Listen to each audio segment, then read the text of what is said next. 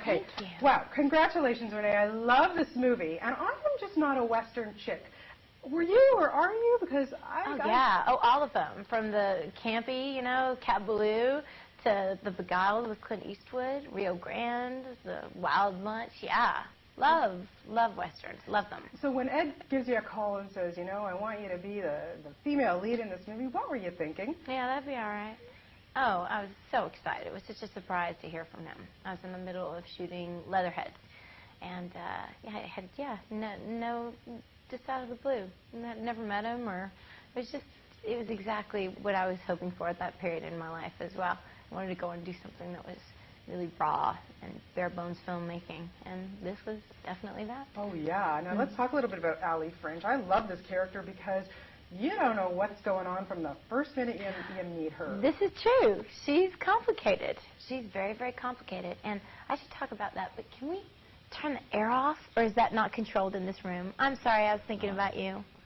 Sorry. You see? Look at that. You know what that is? That's like Freudian. Yeah. It is. No, I mean it's Really? Because it's not it's Pavlovian, rather. Yeah, you know, it was just bugging learn. me too, but I was trying No, to... but like you stop, you know? Oh, because we're on a convention floor. Oh, honey.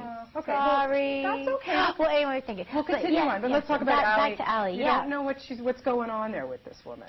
You know, it was really a different experience playing Allie, because I think it might be the first character that I've ever played where I'm still not certain whether the conclusions that I drew about her prior history were correct.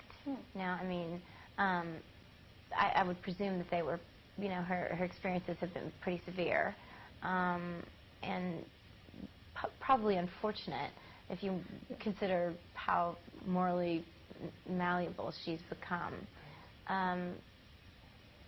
But I'm not sure. Like, is she a survivor? Oh, absolutely. I mean, she's very clever, so clever, and it's very clear that she understands what her currency is, and she's not. She'll tap into her faculties, so to speak. Yeah.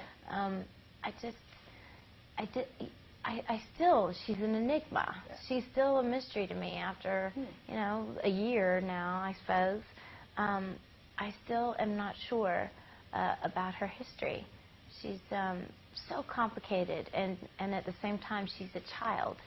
She's crafty and clever and resourceful, manipulative, obviously, but she's not malicious.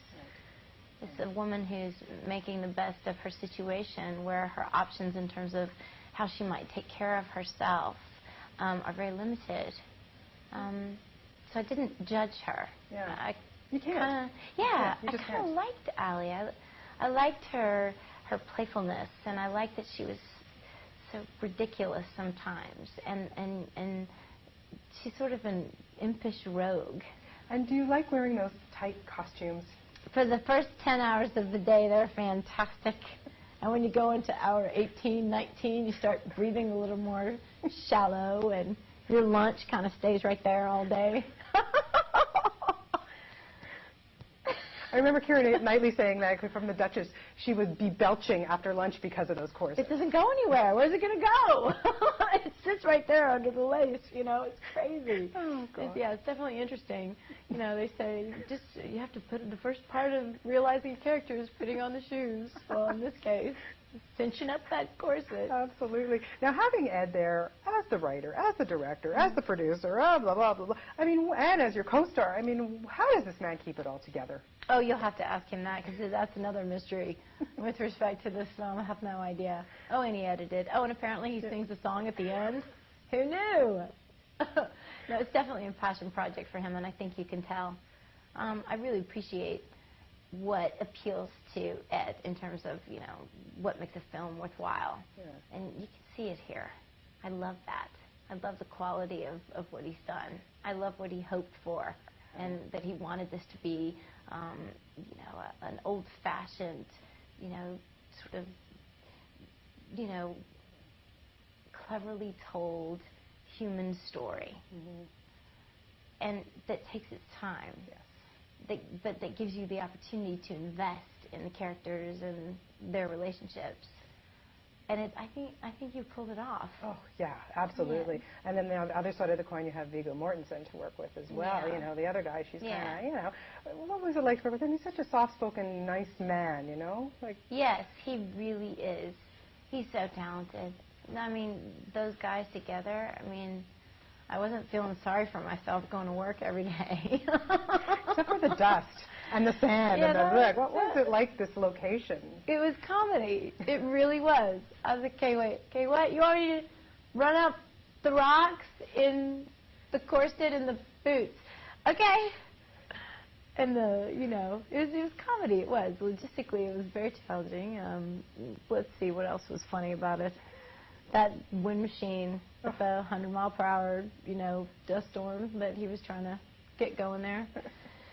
Yeah, that was special. At one point, one of my friends on set pointed to the shovel because the fellows, the special effects guys, were keeping it, you know, consistent and, you know, trying to keep I guess the intensity of the storm going.